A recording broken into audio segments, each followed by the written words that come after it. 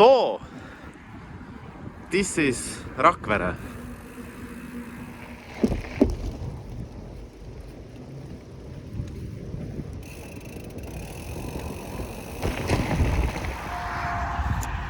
Täna on transiidipäev.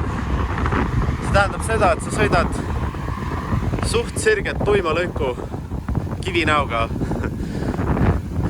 Ja selleks, et see ladusamalt kulgeks, on mõistlik lasta rehvi natukese suurem rõhk. See tähendab seda, et väiksem pind rehvist haakub maapinnaga ning lisaks jõuad sama energiaga kaugemale.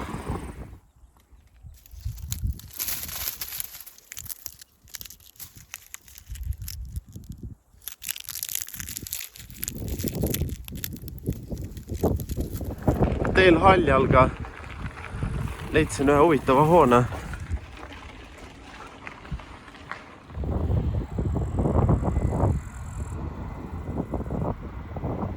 Üks, kaks, kolm, neli.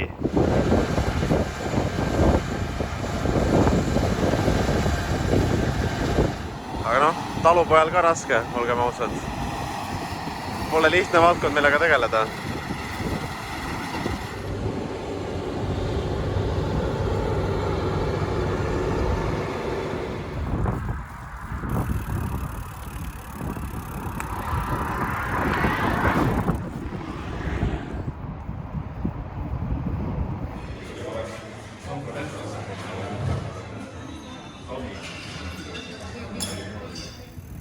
Siin toodetakse õlunaadi, Viru õlu. Kõige tuntum vist on nendest Pulsi õlu. Siin on mingid hõljuvad priboorid, mis eesmärgil have no idea. Poes käin Krossis, mitte Koobis, musukopteriga juba Sotšis.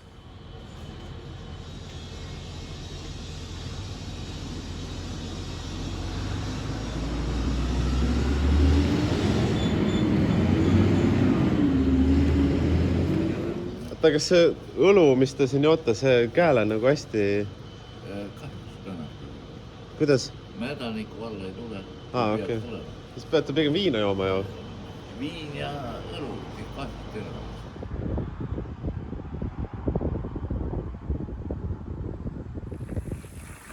Korteri inimesel on igav. Siis kui tal igav on, siis ta tuleb siia. Paneb näpud mulda ja siis on huvitav.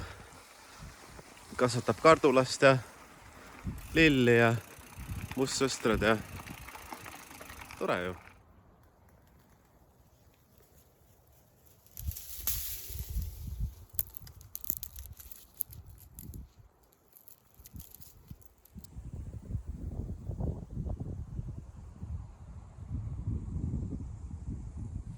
Kolhoosi ajal tuli traktor haagisega, sõitis siit mäest ülesse. Sõitis siia. Siin on metallvõre. Siit kukub, teravili kukub sisse. Läheb šahti. See on prügi visatud. Läheb šahti ja šahtist siis läheb juba edasi kuivatisse. Näete, siin on summutid, 2 tükki. Aga siis ta läheb siit omakorda jookseb süsteemidest edasi, kuivatatakse vili ära. Siis lõpuks on see, et traktor sõidab sinna alla, siis kuivatatud vili kukub talle kasti. Siuksed kolhoosiaegsed ehitised siin. Henry Ford läks inseneride juurde, ütles, et tehke mulle mootor, millel on 8 silindrit. Insenerid ei saanud hakkama. Läks uuesti, ütles, ma tahan mootorit, millel on 8 silindrit. No me ei saa seda teha, need ei saa reas olla. Ütles, mõelge midagi välja.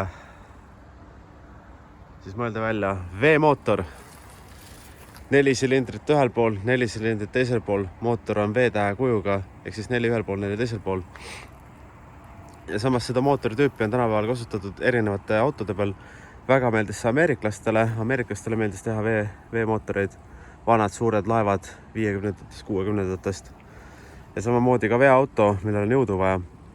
Tegemist on siis kas 53-ga, mis on siis tuletõrje erivälja lase. Aaspere talupojad kogunevad päeva lõpuks siia kartulilaborisse. Tšekkige seda. Vana talukoht, maha jäetud. Ja vaadake, mis eesmärgil seda kasutatakse. That's pretty shitty, you know.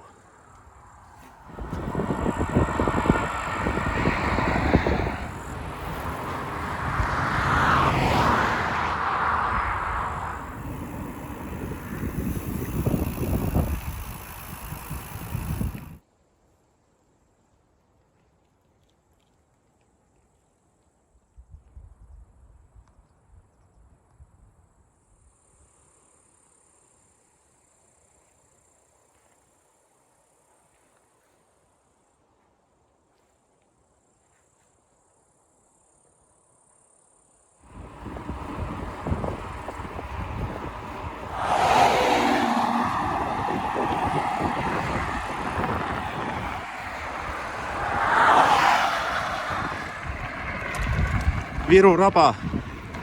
Kui ma peaks nüüd võrdlema, mis Lõuna-Eestis toimus ja seda, mis siin toimub, siis tegelikkuses on näha seda, et Tallinna inimestel on igav. Neil pole kuskile mujale minna kui Viru rappa. Siin on alati nii palju autosid, nii palju inimesi. Muidugi, mis siia võiks teha, on see, et siia tee äärde võiks panna jäätise putka piste või burgeriputka. Oi, kust oleks kliente. Ja tegelikkus on see, et kohalik omavalitsus ei luba seda. On juba järgi uuritud.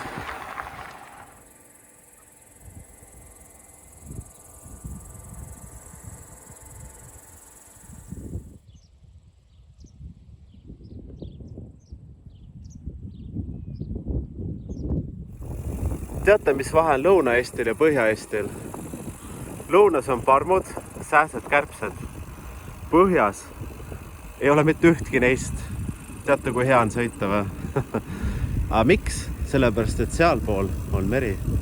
Võtan ausalt, ma pole kunagi tajunud teekonda Kolgast Kuusallu nii lühikesena. See on ikka väga lühike tee.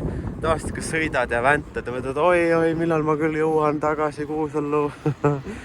See on nalja tegemine. Siuh, kohal. Et Võrust Kolka on nagu midagi muud kui Kuusallust Kolka sõita. Ei, vägev. Tuju on väga hea. Varsti jõuab koju ka.